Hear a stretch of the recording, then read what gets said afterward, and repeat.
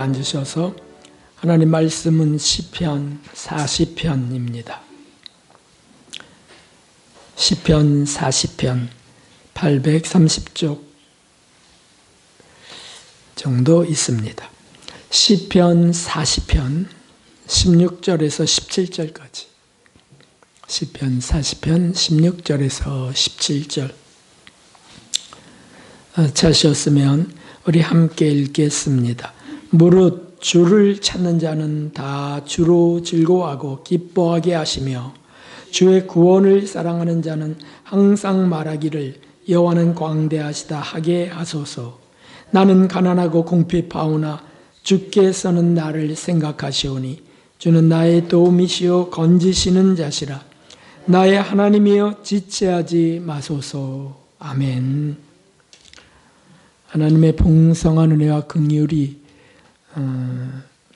오늘 다시 모이신 우리 하나님의 사랑하는 성도님들 머리 위에 부어지기를 예수 그리스도의 이름으로 축원합니다. 여러분들에게 오늘 더 은혜 많이 받읍시다 이렇게 축복하겠습니다. 오늘 더 은혜 많이 받읍시다. 아마 역대 추석 명절 중에 계속 비가 왔던 이런 날은 저는 기억이 나지 않아요. 잘 보내셨는지. 또 기도 가운데도 나왔지만은 세상의 여러 가지 정과 욕에 매어서 즐거웠던 시간들 하는 이제는 싹 지워주시고 다시 또 주님을 향해 달려가게 하실 줄 믿습니다. 세상의 모든 선한 종교들이 있습니다. 그 종교들은 전지전능하신 신을 인정하는 종교들이죠. 그리고 그 신을 만나기를 소원합니다. 그런데 그 신을 만나는 방법은 다 다릅니다. 그래서 누구는 고행을 통해서 나아가려고 해요. 힌두교. 또 누구는 명상을 통해서 나아가려고 합니다. 불교죠. 그리고 또 누구는 선행을 통해서 나아가려고 합니다. 캐톨릭이라고 말할 수 있어요. 캐톨릭뿐만이 아니죠. 착하게 살려는 것은 신을 바라는 자들의 당연한 생활이 되는 거죠. 그런데 이것을 뭐라 그러냐면 종교성이라고도 말하잖아요.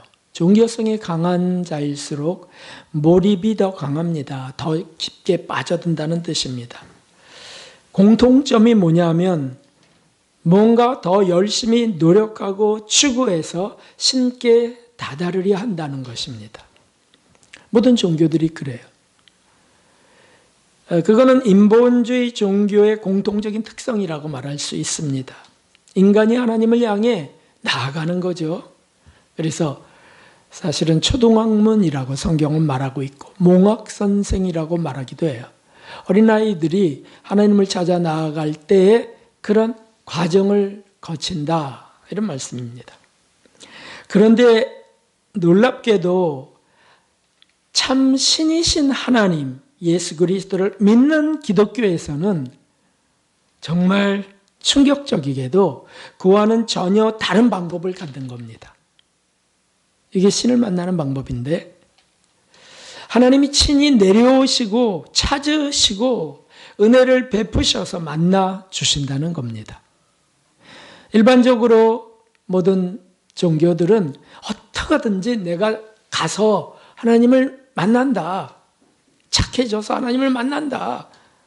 이런 과정이 그 속에 있다면 우리 기독교는 거꾸로라는 것이에요. 누구에게 그렇게 하실까요? 누가 신을 만날까요? 먼저는 오늘 말씀에 나와 있습니다. 17절에 보니까 나는 가난하고 궁핍하오나 라고 했습니다. 나는 가난합니다. 나는 궁핍합니다. 라고 하는 고백이죠. 이것이라는 거예요.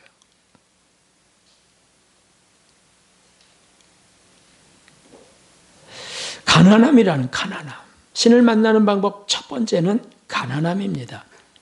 성경 전체를 통해서 하나님을 만나는 가장 확실한 방법 그 중에 하나가 가난함이다. 이거는 생활이 가난하든 영혼이 가난하든 가난함이에요.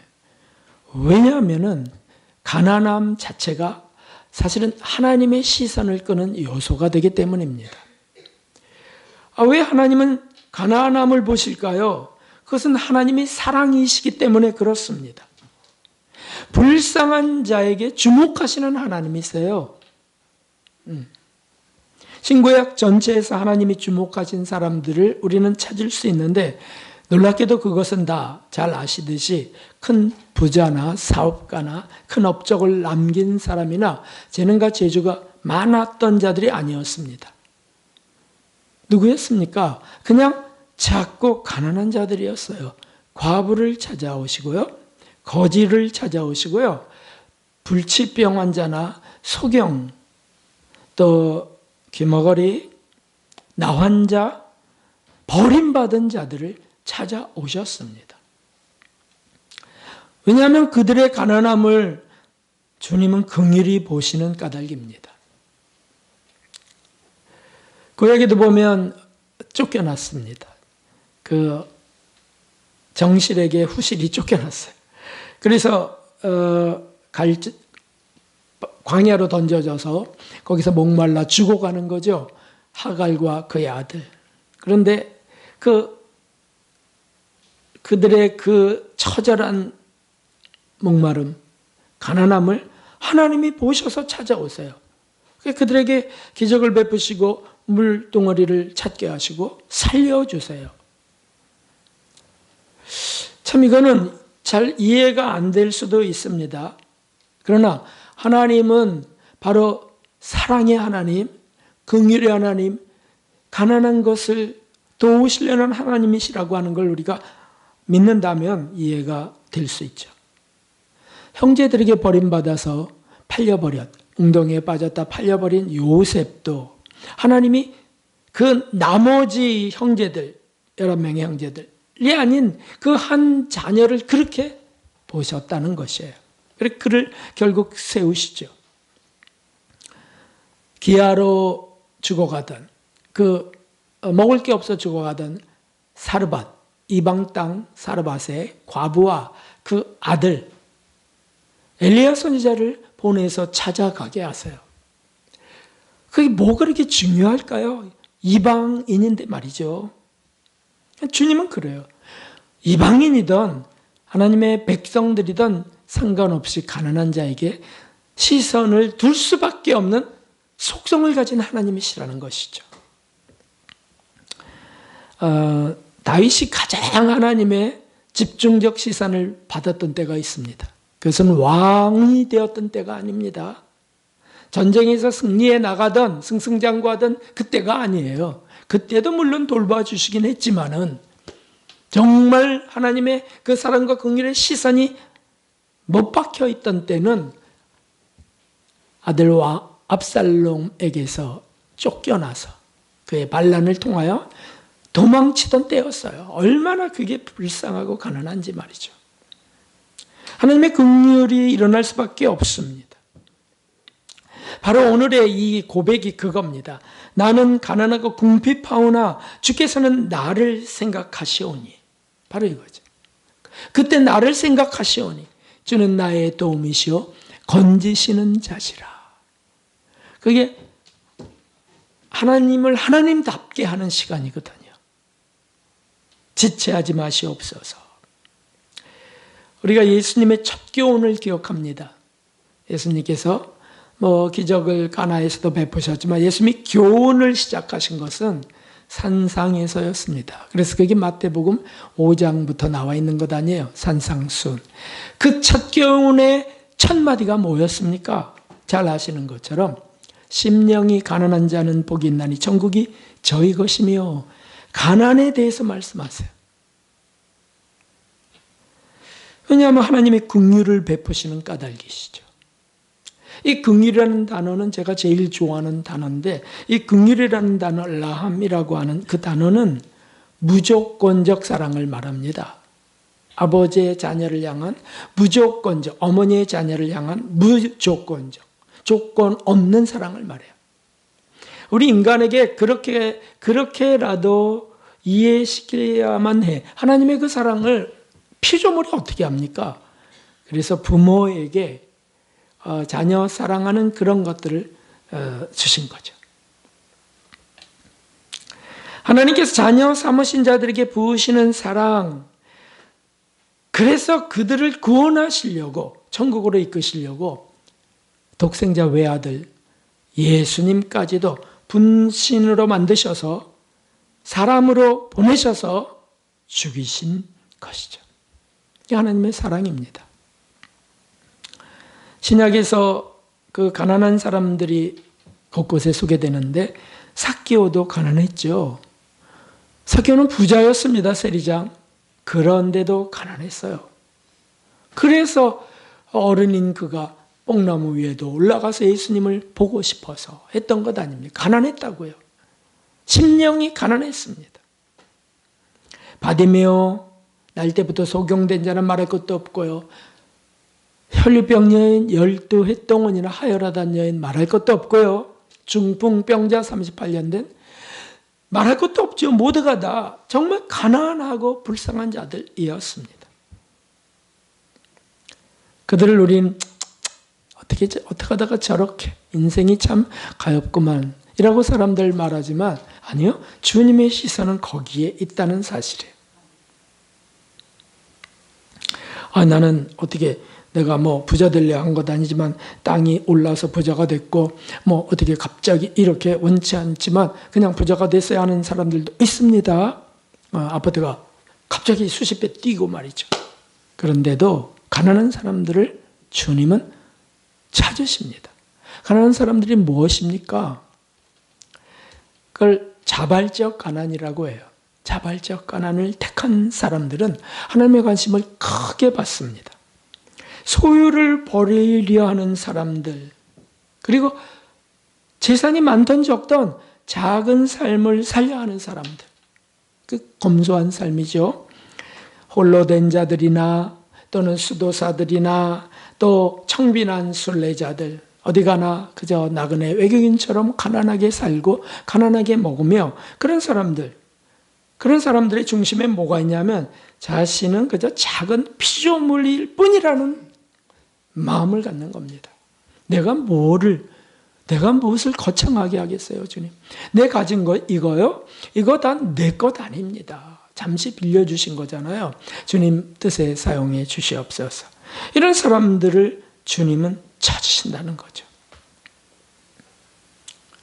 스스로는 가난해지고 그리고 하나님의 일에는 부유해지는 사람들을 어떻게 안 만나 주시겠어요? 마더 데레사를 보십시오.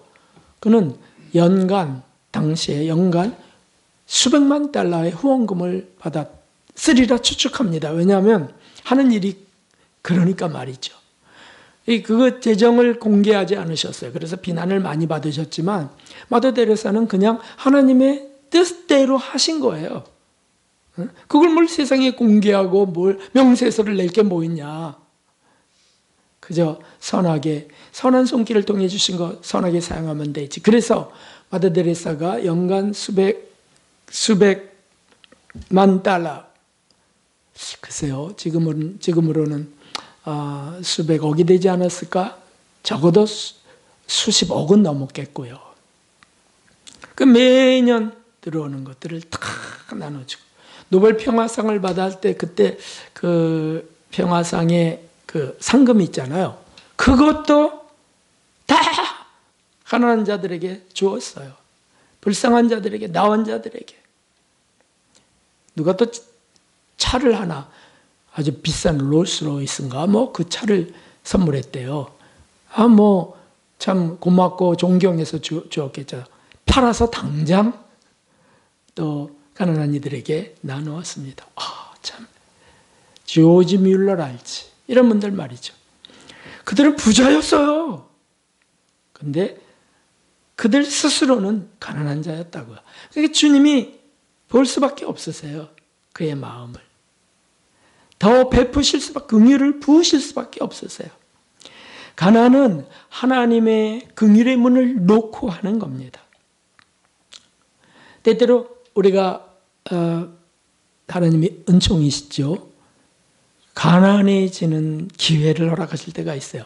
실패할 때, 실수, 참혹한 실수. 이거는 다 뭡니까? 주님의 신방을 요청하는 시그널이에요. 주님 또 무너졌어요. 저를 불쌍히 여기소서. 사실 하나님은 화려한 성공보다 실패에 더 관심을 가지십니다. 사람들은 거꾸로 생각하고 있어요. 우리가 아주 화려하게 성공해야 하나님의 영광이 된다고 믿습니다. 그래서 그걸 추구하게 하고, 교회도 그걸 추구하게 하고, 그래서 아주 성공적 목회, 성공적 건물, 성공적인 성도들이 나오기를 기도합니다. 참 너무 어처구니가 없어요. 근데 주님은 실패한 자에게 관심을 두시는 거예요. 그 속에서. 성공한 자보다 실패한 자에게. 왜냐하면 가난하기 때문이죠. 주님이 돌봐줘야 될 영혼이기 때문이죠. 부자라 할지라도, 성공자라 할지라도 마음을 가난하게 갖고 실제 생활을 그렇게 정말 되기를 바라야 나가는 이들을 주님이 보신다는 거죠. 작은 자와 함께 하시는 하나님이시기 때문입니다. 병든 자의 죄인들의 친구로 오셨기 때문입니다. 하나님은 가난한 자를 찾으시고 돌보아 주십니다. 그게 하나님의 기쁨이십니다. 마가복음 6장 34절에 보면 예수님께서 나오사 큰 무리를 보시고 그 목자 없는 양 같음을 인하여 불쌍히 여기사, 그들의 가난함을 보셨어요. 불쌍히 여기사 여러 가지로 가르치시더라. 부자들에게, 바리새인에게, 제사장들에게 가르치시지 않으셨어요. 이 모순인 것 같은 이 진리를 우리는 정말 좋아하며 그것을 원합니다. 하나님, 저는 가난하오니 저를 돌아보소서. 실제 삶이, 상황이 그렇게 된 사람들은 복된 사람들입니다. 두 번째, 주님을, 신을 만나는 방법이 있는데 그것은 탄식함입니다. 아이고, 잘 안 넘어가네요. 넘겨주실까요? 탄식함입니다. 탄식. 시편에 보면 이런 말씀이 있습니다. 시편 51편에 오늘 본문과 똑같은 다윗의 고백이에요. 하나님의 구하시는 제사는 상한 심령이라. 하나님이여 상하고 통회하는 마음을 주께서 멸시치 아니하시리이다. 하나님이 구하는 제사, 제사를 하나님이 얼마나 흠양하십니까? 기뻐 받으십니까? 헌신인데, 자기의 소중한 재물을 바치는 건데 기뻐 받으세요. 근데 정작 하나님이 정말 그 중에서 더 주목하여 보고 싶은 것이 있는데 그게 뭐냐면 재물도 아니고 그 사람도 아니에요. 상한 심령이라는 것이죠. 이사야서 66편에도 말씀하셔서 66장에도 함께 해보겠습니다. 나 여호와가 말하노라 나의 손이 이 모든 것을 지어서 다 이루었느니라. 무릇 마음이 가난하고 심령이 통회하며 나의 말을 인하여 떠오는 자 그 사람을 내가 권고하려니와. 권고한다는 뜻은 돌아보려니와 그런 뜻이에요. 하나님이 돌아보신다 우리를. 그러면 됐잖아요. 누구를? 가난하고 심령에 통회하는 자들, 탄식하는 자들을 말하는 겁니다. 왜 탄식합니까? 지은 죄로 인하여 탄식합니다. 자신의 이기적인 한계 때문에 탄식합니다. 아니, 난 왜 이렇게 이기적이에요? 벗어날 수 없는 본능적 욕망들을 탄식하는 사람들, 그들을 돌아보신다는 거예요. 빠질 수밖에 없었어요. 그런데 금세 나와서 탄식해. 하나님, 또 빠졌습니다. 주님 어쩌면 좋아요. 이렇게 희생하고 헌신하는 사랑, 우리가 그걸 추구하는데 그게 잘 됩니까? 잘 안 되죠. 그래서 탄식해요. 특별히 희생과 헌신을 왜 못하냐, 봉사를 왜 못하냐 하면 자기 사랑 때문에 못하지 않습니까? 자기를 사랑하기 때문에 못해요. 근데 그걸 탄식하는 사람들, 그걸 주님은 기뻐 받으세요. 그걸 기뻐 보신다는 거죠. 그럼 뭐 맨날 못하고 안 하고 탄식만 하면 되나요? 뭐 이렇게 하면서 또 반론을 제기할 만한 마음이 일어납니다. 근데 마음 중심을 하시는 분은 주님이시잖아요. 상습적으로 그걸 하고 위선적으로 하는지 진실로 하는지. 사실 왜 죄에 빠져서 탄식하고 정과역에 빠져서 탄식하는 자들을 주님이 왜 기뻐 받으실까요? 그거 모순 아니에요? 그 더러운 자인데 왜? 그것은 아까 말씀에 또 반복인데 더 깊이 생각해 봅시다. 왜냐하면 그것 때문에 아들을 죽이셨기 때문이죠. 아주 간단합니다. 그런 불쌍한 죄인을 위하여 아들을 속죄 제물 삼으신 거예요. 그 아들이 얼마나 가치로운 분이었겠어요?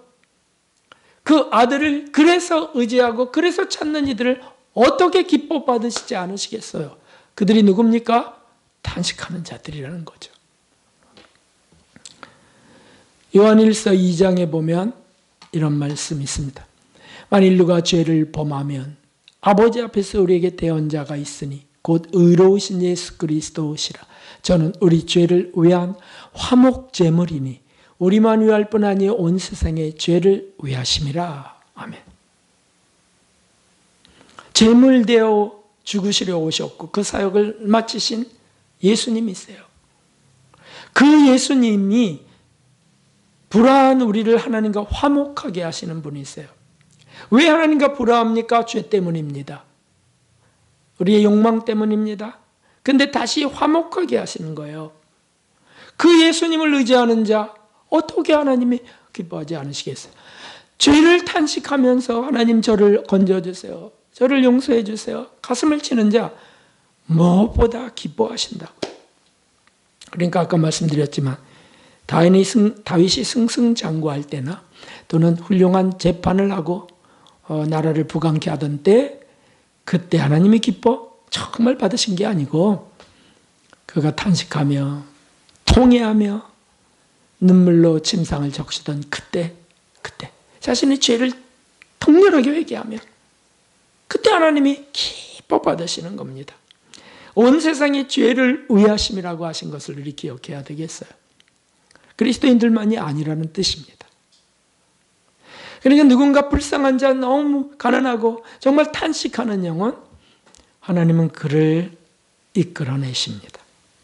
사실 우리가 이끌어진 것은 그 까닭 때문이었습니다. 돌아보면 그렇습니다.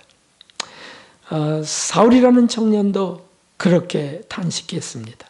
오라, 나는 공고한 사람이로다. 이 사망의 몸에서 누가 나를 건져내랴. 얼마나 그 죄 문제가 괴로웠으면 사실 예수님을 믿고서부터 더 깊어졌죠. 내면의 죄를 찾는 것, 죄의 법칙을 발견해낸 것은 신앙이 깊어지던 때예요.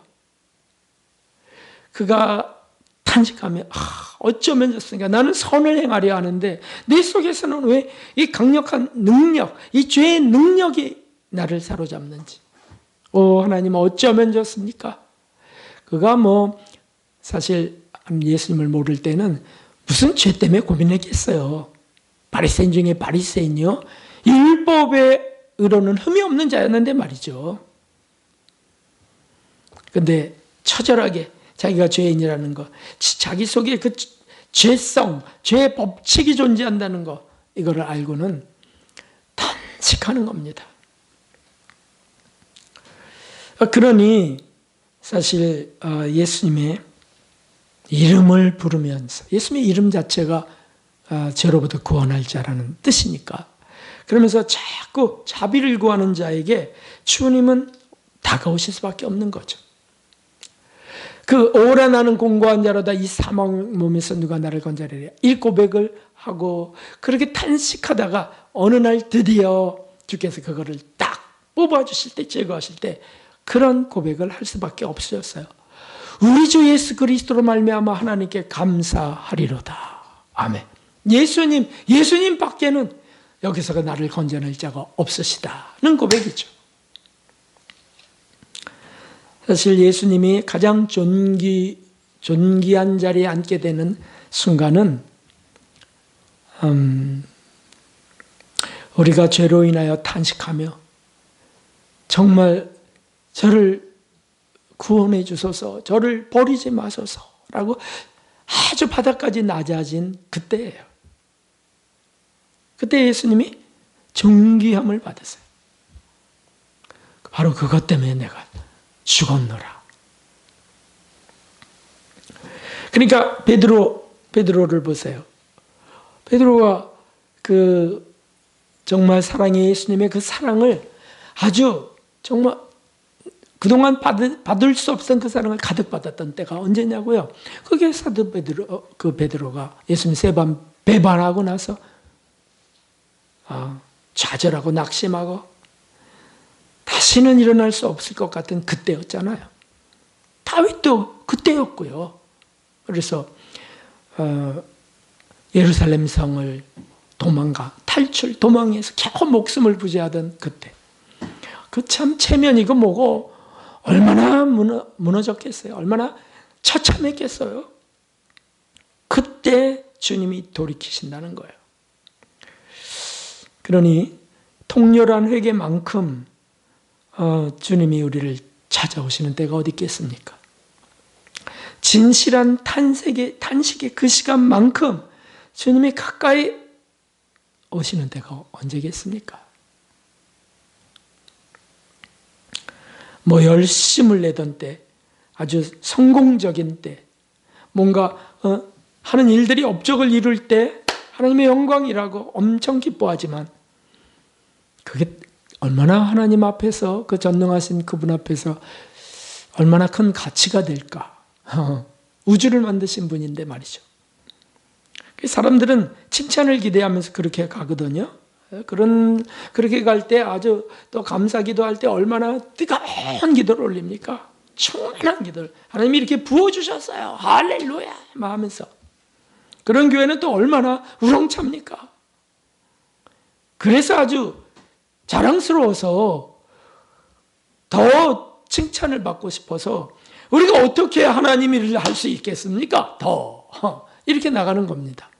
어떻게 해야 하나님의 일을? 여기서 어떻게 더 나가야 됩니까? 대견한 거죠. 그때 예수님이 하신 말씀이 무엇인지 기억하시죠? 그의 보내신 자를 믿는 것이 하나님의 일이니라 라고 하세요. 요한복음에.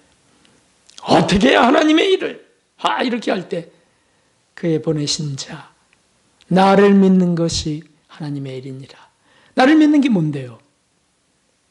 예수님이 계속해서 말씀하신 거, 마음이 청결한 자가 복이 있나니, 이런 말씀들 있잖아요. 심령이 가난한 자가 복이 있나니, 이런 말씀들.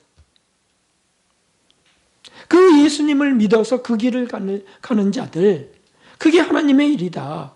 참 중요한 말씀이죠.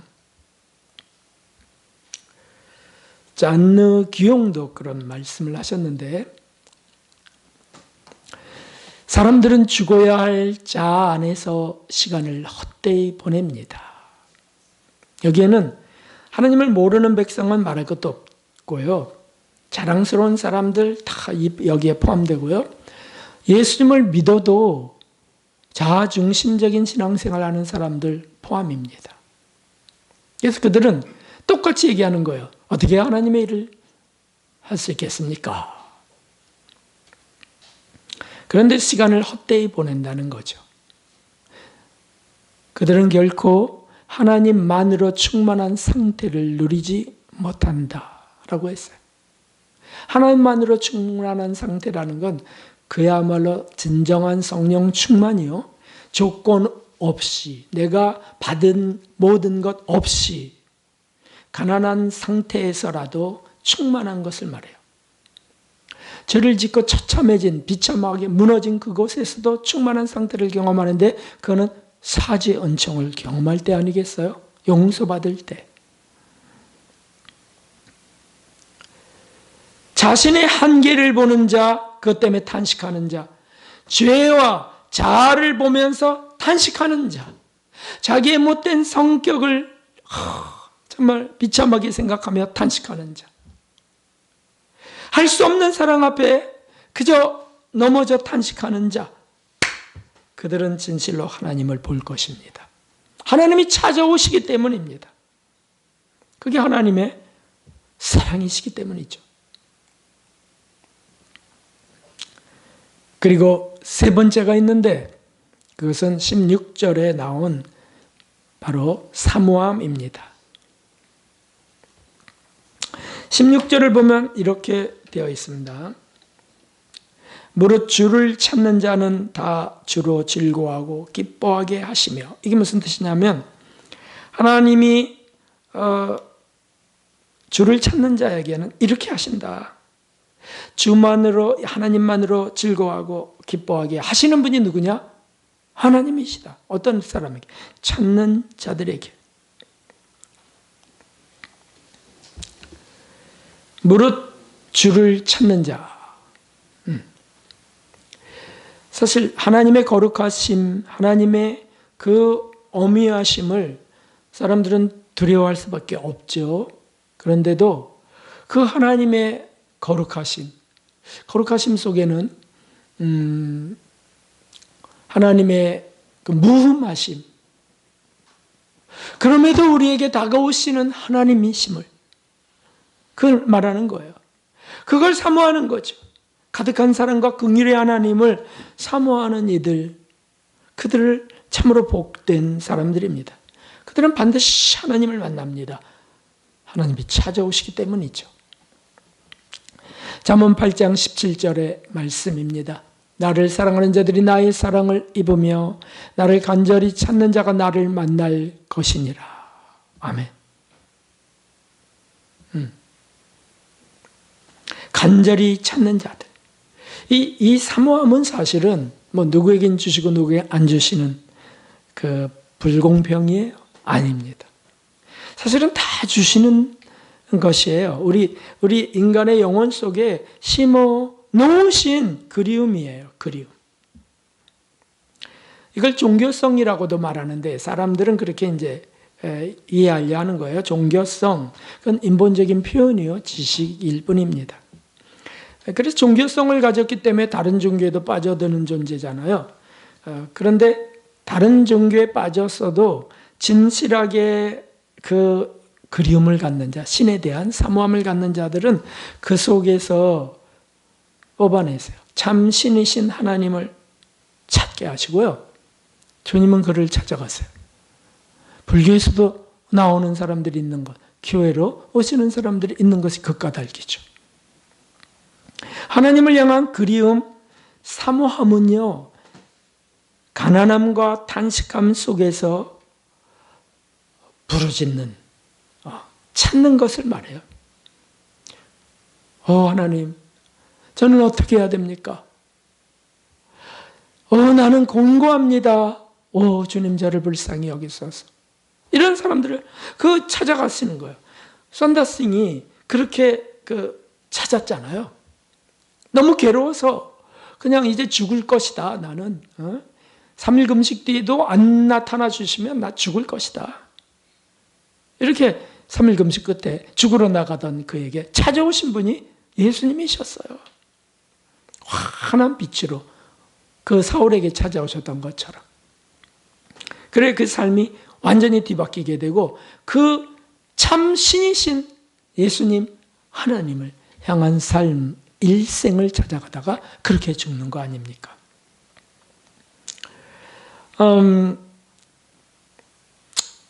하나님을 향한 그리움.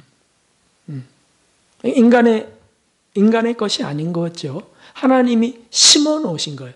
호흡으로 영혼을 생명이 되게 하실 때 심어 놓으신 거예요. 왜 우리가 때때로 허무해집니까? 왜 우리가 때때로 건고해지고요? 뭐라 그럴까요? 우울증은 아닌데 우울해지고 왜 그렇게 될까요? 글쎄 그게 그거라고요. 하나님이 우리에게 심어놓으신 그리움이에요. 그걸 다른 쪽을 향해서 찾으려는 게 문제죠. 그래서 그렇게 막 허전해지고 어떤 실패감이나 뭐 이런 것들이 일어날 때 실패한 것도 없는데 가난해질 때가 있어요, 마음이. 그럴 때 이제 세상 사람들은 이렇게 찾잖아요. 세상적 그리스도인들은 이렇게 찾잖아요. 오늘 뭐 재미난 거 없을까? 술이나 한잔 할까? 재미난 영화나 한 편 볼까? 뭐 그렇게. 뭐 친구나 만나서 뭐 아마 한번 즐겨보자. 아니면 맛집이 어디 있어? 그래갖고 먹는 것으로 그것을 위로받으려 하잖아요. 아니요. 정말 진정한, 정말 진실한 그 영혼, 가난함과 탄식감 속에서 내 영혼의 그 성부이신 하나님을 찾는 자들, 그림을 주신 그분을 찾는 자들은 그렇게 하지 않아요. 그런 것으로 해봐야 위로받을 수 없다는 걸 압니다. 뭘 찾습니까? 그래서 본향을 찾는다. 본향 찾는 자들이다. 외국인과 나그네 같은 자들. 그래서 하나님, 예수님이 아닌 것으로는 만족할 수 없는 영혼이 되는 겁니다. 할렐루야. 에덴 낙원에서 추방당한 그 아담과 하와의 후손들로서 늘 사모하는 게 에덴이라는 거예요. 하나님과 함께 거닐었던 에덴. 이게 우리 속에 아예 DNA 속에 내재되어 있어요. 영혼 속에 내재되어 있어요. 그러니까 아무리 충족해도요, 아무리 풍족해도요, 아무리 맛난 음식으로 아주 부유한 것으로 아무리 그래도 만족할 수 없는 존재. 진짜 그리스도인들이죠. 그들은 하나님만을 사모합니다. 우리 예수님이 땅에 오셔서 계속 녹화한 부분은 그것이었어요. 계속 타치한 부분은 그것이었어요. 내 영혼에 심겨놓은 그것을 찾으라. 두드리라. 찾으라. 구하라. 거꾸로 했어요. 구하라. 그러면 얻을 것이요. 찾으라. 그러면 얻을 것이다. 받을 것이다. 두드리라. 그러면 열릴 것이니라. 계속해서 터치하시고 마음속, 심령 속을 터치하시고. 그런데 이 미련 맞은 자들, 이 세상적인 부여로 꽉 채운 자들은 하나님을 알 수 없었죠. 예수님을 볼 수 없었어요. 그러나 반대로 은혜의 하나님을 사모하는 이들은 반드시 하나님을 찾게 되어 있습니다. 하나님을 사모하는 자 반드시 만나게 되어 있습니다. 왜냐하면 하나님이 그들을 찾으시기 때문이라는 사실입니다. 일반적인 종교는 자기가 끝없이 탐구하고 고행하고 찾아서 만난다 이렇게 생각하는 거죠. 아니고 하나님이 찾아오셔서 만나 주시는 겁니다. 왜 우리 삶이 피곤합니까? 때때로. 왜 곤고합니까? 왜 앞이 깜깜해집니까? 하나님을 다시 찾을 수 있도록 하시는 은총입니다.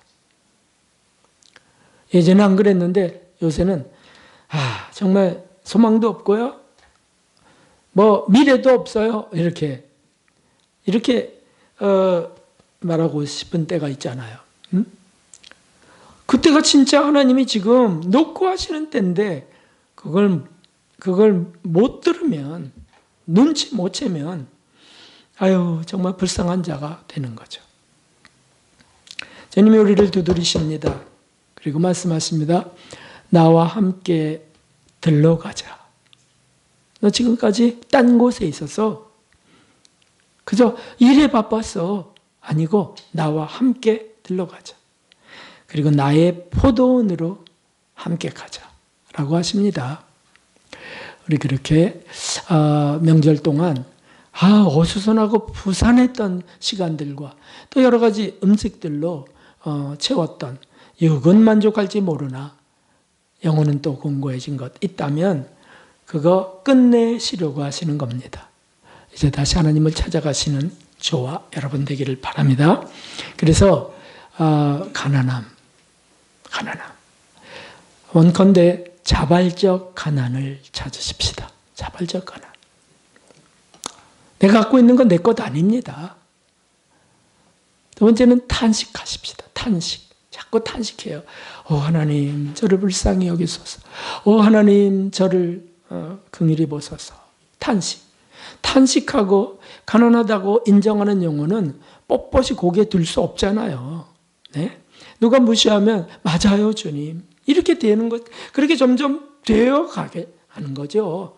그런 영혼을 주목하세요. 그리고 사모하는 영혼. 다른 거 사모하는 게 아니고 주님을 사모하고 그 나라를 사모하고 그 은총을 사모하는 영혼을 주님은 반드시 찾아오신다는 것. 아니 어쩌면 찾아오셔서 두들고 계신 것이죠. 그런 영혼들 되어서 정말 주님으로 충만한 큰 기쁨을 누리시기를 예수 그리스도의 이름으로 축원합니다. 464장 찬송 드리고 예물 드리며 기도하겠습니다. 기도도 예배도 찬송도 사모함으로 드립시다.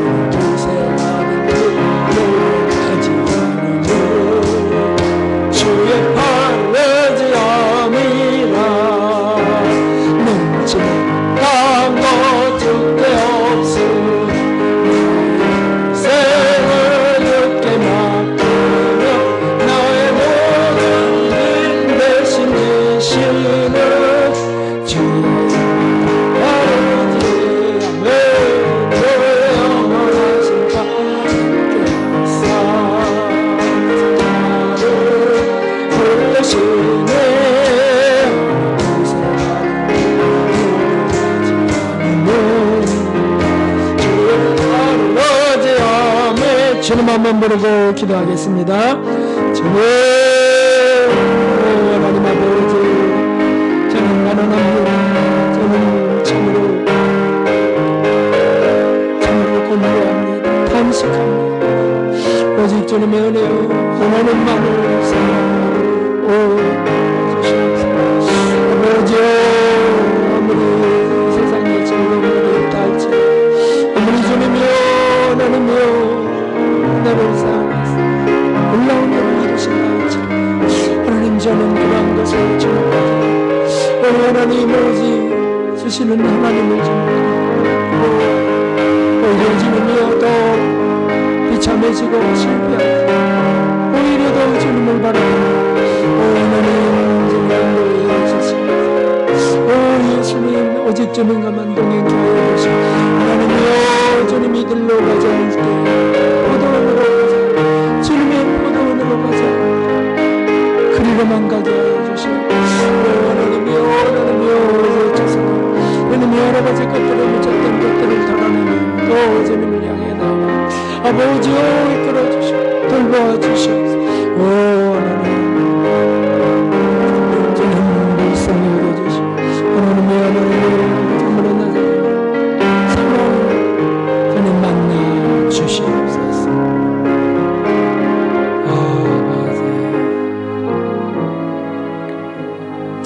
하나님 아버지 우리를 또 찾아오심을 감사드립니다. 하나님 우리는 마음이 가난한 자들이요 또 주님 탄식하는 자들이오니 하나님 우리를 버리지 마시고 찾아오셔서 우리를 차지하여 주시옵소서. 하나님 무엇보다 하나님을 사모합니다. 예수 그리스도를 사모합니다. 주님이 함께 하시는 것을 간절히 원하오니 하나님 이끌어 주시고 어느 곳에 가든지 어느 곳에서 부에 처하든 빈에 처하든 오직 주님을 의지하게 하시고 주님이 주시던 아니 주시던 오직 주시는 주님을 주목하게 하여 주시옵소서. 때때로 하나님 우리는 병에 들고 또 실패합니다. 그때가 정말 더 소중한 시간인 줄 믿사오니 오 주여 주님 앞으로 더 나아가며 주님과 동행하며 누리는 은총 허락해 주시옵소서. 말끔히 또 씻은 영혼들 하나님 새롭게 되게 하시고 새로운 한 주간이 되게 하여 주옵소서. 종을 주님이여 이런 진리를 삼하는 먼 나라로 이끄실 것이오니 오 하나님 따르겠나이다. 오 하나님 때로 그 피곤함이 있고 또 희생이 있다 할지라도 주님 함께하여 주시고 그들을 찾아가시는 주님 옆에 있게 하여 주옵소서. 하나님 귀한 예물을 드립니다.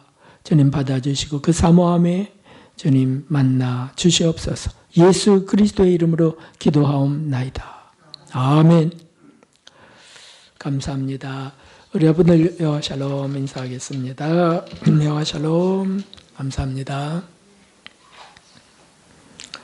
네, 계속 기도해 주시고요. 돌아오는 날까지 점점 더 가는 게 막 썩 기대되고 썩 기쁘고 흥분되고 그러지 않아요. 점점 더 그냥 십자가 지고 가는 거 기도 부탁드립니다.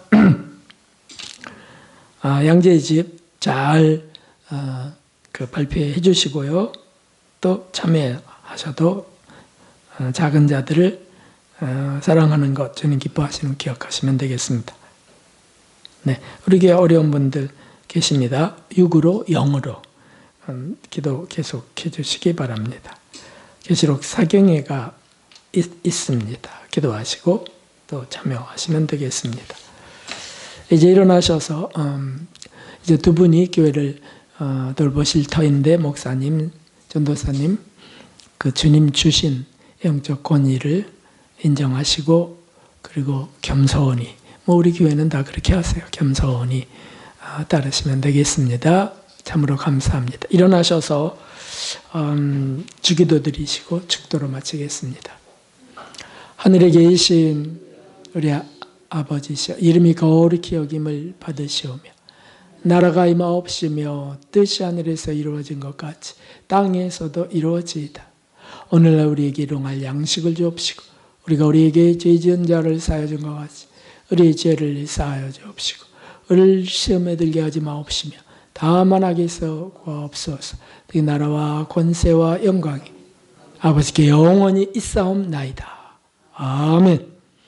이제는 우리 주 예수 그리스도의 무한하신 은혜와 하나님 아버지의 사랑과 성령의 감동 감화하심이 오늘 또 정결케 씻으며 더 사모함으로 사무침으로 하나님께 나아가려는 모든 우리 백성 우리 영혼 머리머리 위에 온 세계에 그렇게 나아가는 모든 이들 위해 이제로부터 영원까지 함께 하시옵기를 진심으로 축원하옵나이다.